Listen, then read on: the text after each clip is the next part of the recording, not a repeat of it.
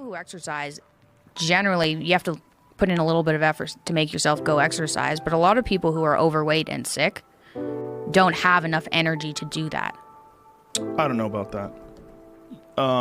Some of them maybe, but I think some of them just don't have discipline. There's an issue with that as well. There's also an issue with momentum. You're not used to doing it. It's not a part of your life. It's not something that you're accustomed to, pushing yourself. There's been many days where I didn't want to work out. I just didn't feel like I had the energy, and I just forced myself. And I think there's very few people out there that know how to force themselves. That's a learned, that's a learned skill. It's that kind of discipline and focus. You have to have like real rigid requirements of yourself where you don't allow yourself to back out of things and you don't allow yourself to slack off. And I don't think people put those kind of requirements on themselves as if it's it is a daily principle of life, what you must get done. You know, you must brush your teeth, you must exercise for 45 minutes. And if you did that, I think you'd be healthier and happier, and your body would perform more smoothly. And if you require your body to do things like that, I think it rises to the occasion.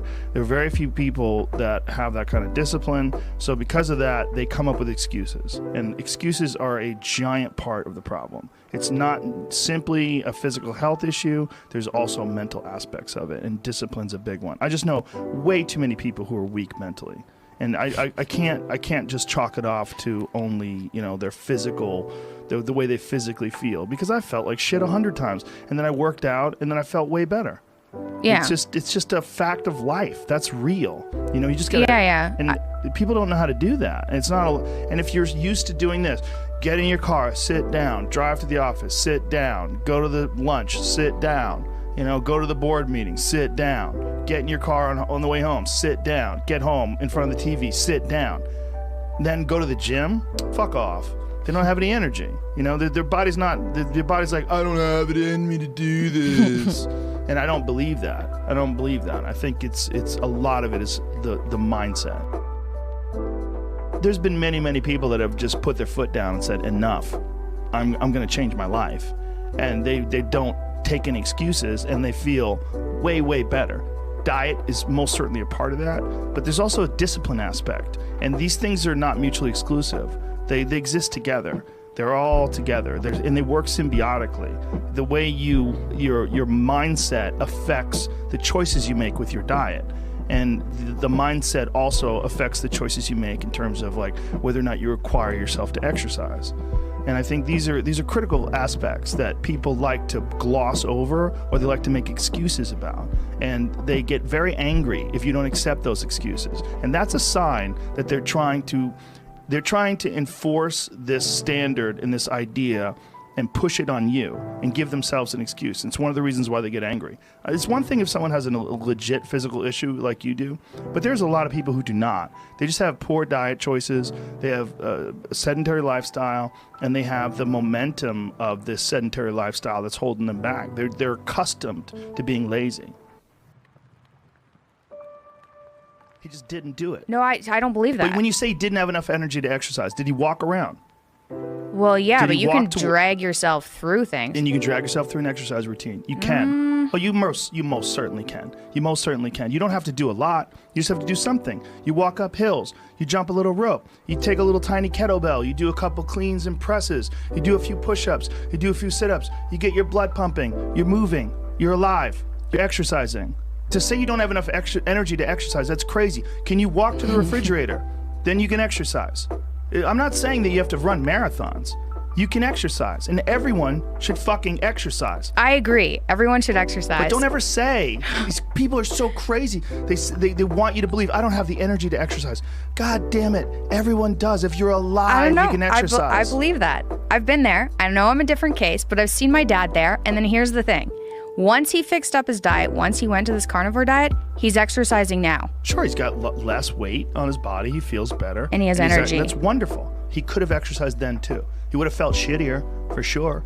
Wouldn't have felt as good as he's feeling now. But to give people this excuse, I don't have the energy to exercise, that is crazy to say. Can you walk to the fucking refrigerator? Yes. Well, you can exercise. You don't have to do anything crazy. Just walk around the block. There's 80-year-old ladies who take yoga with me. They're fucking really old, and they're in there. They're going after it. They could easily say, I don't have the energy to do that. But they don't. It's a mental attitude. They make a decision. I agree. Like, there's a lot of it's discipline. You're going to get people who just won't exercise. You don't have to kill yourself. You don't have to go to a CrossFit class and try to do the workout of the day. You don't have to go nuts and do clean and presses with 150 pounds. You don't have to do that, but you have to do something. Just get your blood moving. Your body has requirements. It wants to move. It really does. And when it does, you feel better. But people like to give themselves this excuse. I do not have the energy to do this. Whatever.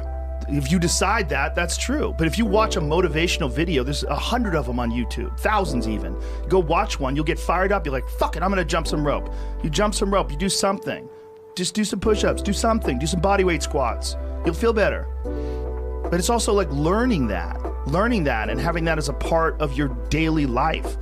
It has to be, again, I'm not talking about someone like you who's in the throes of this autoimmune disorder where you're getting your hip replaced at 17.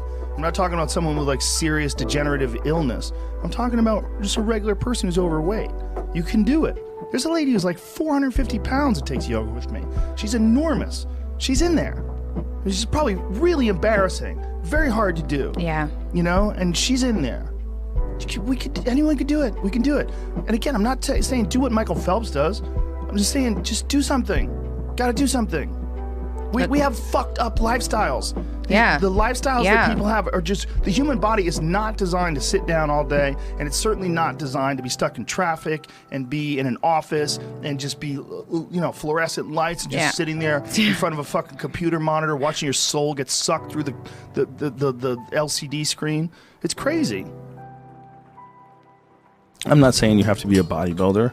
Oh, but you have to fucking... You should keep your body moving away. It's just a laziness thing. It's a discipline thing. And like this idea that there's some sort of nobility and humility and not caring about your body, it's silly. You only get one.